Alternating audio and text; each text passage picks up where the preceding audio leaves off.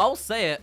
I think Square Enix has some of the greatest cutscenes in all of the gaming industry. I do not have the time to play the Final Fantasy saga really, but the visuals this company seems to exude in some of their high-end projects is just without compare. I could watch hours and hours of this kind of content, and no other can really be given the title of Square Enix's center stage project more than the Final Fantasy VII Remake, taking a beloved but admittedly crass visual narrative and gleaming it to be pushing the boundaries in this modern day. The old 3D was already groundbreaking for its time, but how long has it been since we've actually witnessed groundbreaking these days? And since it's a remake, we've got more to dissect with a comparison of the old to add as well. I'm so ready to get started. We begin by seeing the first character of the plot, the city, Midgar, having such depth and nuance in all its areas and peoples that it now gets an extended establishment of all of its moving parts. Whilst initially we saw the metropolis at night with Aerith in some alleyway,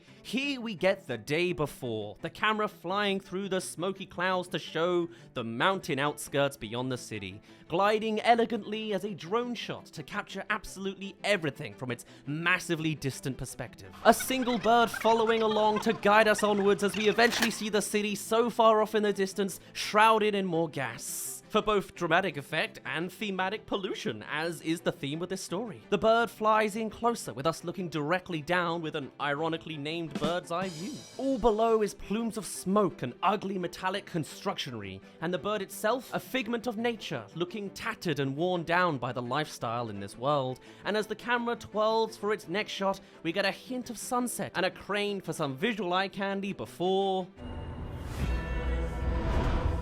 the city reveals itself. Smoke getting so thick on the edge, even the bird got completely obscured there. But isn't the city beautiful? A fantastic blend of fantasy and realism. Realism, but maybe a little nicer on the eyes at least. And with our first cut, we see the bumbles of urban life. Trains passing and traffic on the roads, the underbelly of giant passageways and the streets beneath rife with people. Latching on to a boy on his bike, your classic innocent canvas, ready to paint a picture of what this new land is like. But as they leave us briefly, the camera goes for this Dutch angle, usually fitting for horror tropes or to suggest an unnerving tone, before we're right back up to the tiltless. As engineers work on car mechanics and cargo. A dog is scrounging for trash, again slightly diagonally, as we reach back to our kids, focus pulling onto them as they enter from the background.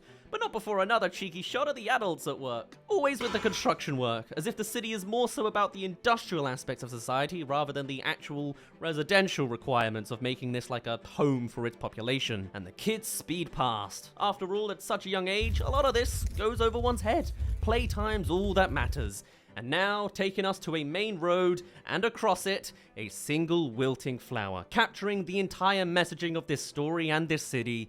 This is a place where nature does not thrive. It's a city of industrial dominance, actively sucking out the energy of nature in order to mass produce this corporate paradise. And all done with nary a word spoken. But at least they got playgrounds, now drenched in a golden sunset too. Love it. And it's a location we'll be coming back to later for those OG fans who remember. Nighttime is just crossing over as the streetlights activate for the evening. But as the kids play, the lighting cools them, as the routine here has the major factory kicking into gear and glowing an overbearing green, and glowing up their eyes from the reflection. The very life source of the planet being extracted by these colossal machines. The light is so bright it transitions our sky color palette from darkening blue to outright black as it pierces up into the sky. And now we finally reach nighttime. All of what we've seen so far is original and entirely additional to what we already got from 2 decades ago. The initial cutscene starts straight away with nighttime, but here we get to see a little slice of life out of Midgar.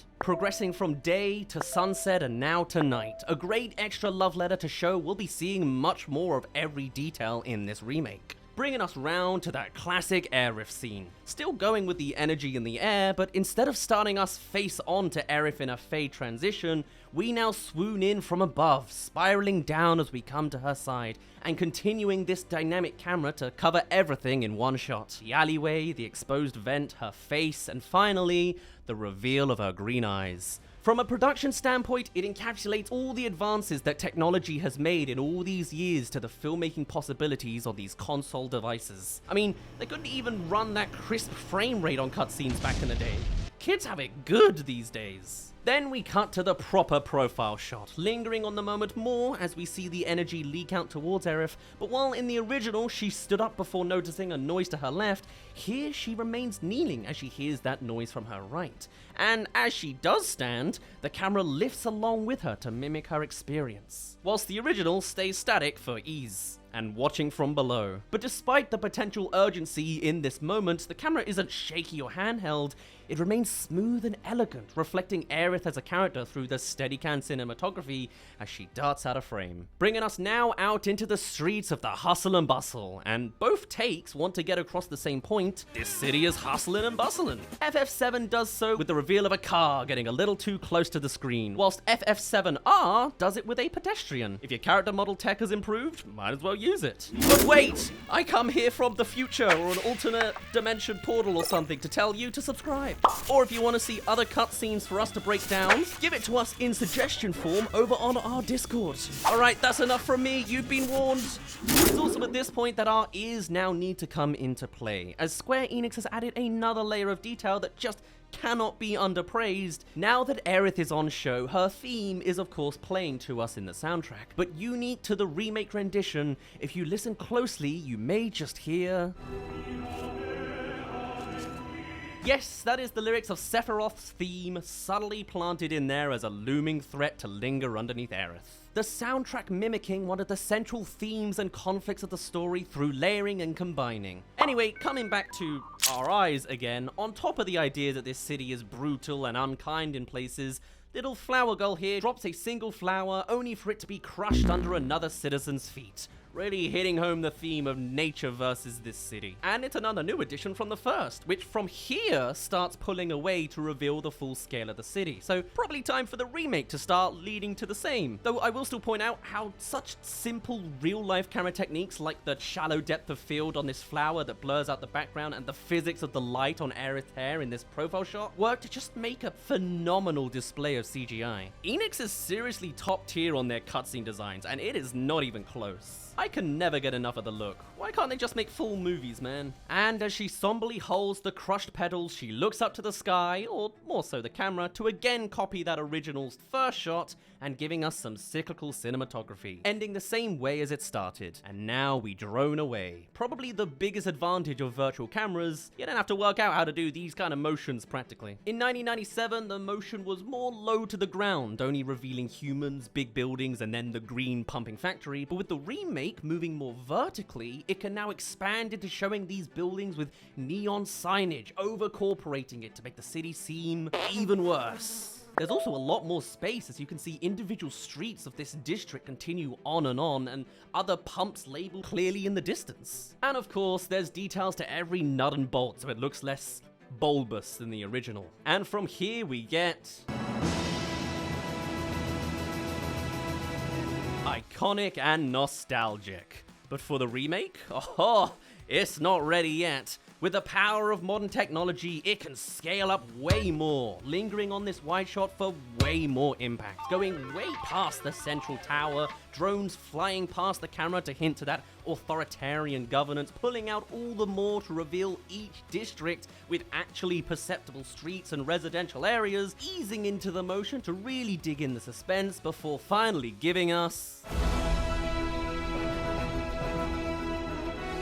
oh, with that full, empowering symphony rendition. It is orgasmic for those that love the original, or a schmuck like me who'd never played it in 1997 because I wasn't even one. But of course, that's still not even the end, as that's just the establishment. From here we get sudden cuts of train wheels cruising onto its destination, taking us to the start of the plotline we are to actually follow in the original. All the while the camera starts moving in on location, train shots getting more aggressive as it sparks on the brakes, classic escalation as we see it come to its stop and pause at the angle we all know as the very first screen of gameplay. A fantastic display of prowess for 1997 since the gameplay is so seamless before going into written dialogue as the plot begins. So far, it's much the same. Sudden cuts to the train, camera swooping into place, though this time with a little more smooth rotation, coming around the center rather than over it, and eventually tracking along the top of it. We are the train now. and coming right round to even seeing Cloud strive for waiting on the top of it. Wind in his hair, light flashing past, and the fandom screeching somewhere in the distance. The train wheels again shown sparking as it's forced to a stop before our final cutscene shot is a simple pan of it coming in. Now, maybe a little less subtly cutting into gameplay as a smog of smoke blocks our view for a cut into the next sequence. Now with the two soldiers appearing on the station for a routine patrol. They are in the original but come running out once all are alight, but it's a lot more dramatic to build into the reveal that they're there, right? Following one soldier as we see from his perspective the other guy just completely vanished. Suspense as we await the reveal of the team we know are there. Bam! And there he is, Biggs coming in from behind so we don't see his face. Jesse sprinting in with a roundhouse kick and Wedge just jumping in afterwards. But hey, at least we saw what Jesse can do. But these guys aren't the face of Final Fantasy VII, so they run back against the train for the boy you're really waiting for. Barrett is there with a swift pan of the cam, giving us in voice acting form his historic first line, "Come on newcomer, follow me." Get down here, Merc. I guess it's a bit of an alternate universe. Even still... absolutely beautiful. This game knows what it's doing. It knows how to build up to a climax, and with a cool anime pose to the camera, the intro concludes, and the alternate universe Final Fantasy VII story begins. It's an absolute powerhouse of everything video game cutscenes have the potential to be, with advanced CGI technologies for camera work, dynamic lighting, and character models, mixed with the directing prowess for theming, cinematography, and hidden details, and an understanding of how to produce the perfect love letter, granting additional details for how the world works, how to improve every frame, and how to hide more in the sound design as well, and cutting it off with a fantastic fanfare of nostalgic goodness to hype up even the most casual gamer for the triplest A project of this decade. Is that selling it a bit much? Are there still flaws with the game and the company? Maybe, but from an artistic perspective, I am just eating it all up. Mwah. It sure is good they've made like another 5 games out of this universe and spin of a remake. I'm just the perfect consumer for this kind of stuff. But that's enough from me. I'm sure there are still somehow details I miss in this whole thing, so do be sure to tell me. But for now, mine has been Dazz, you didn't really care, and I'll see you in a bit.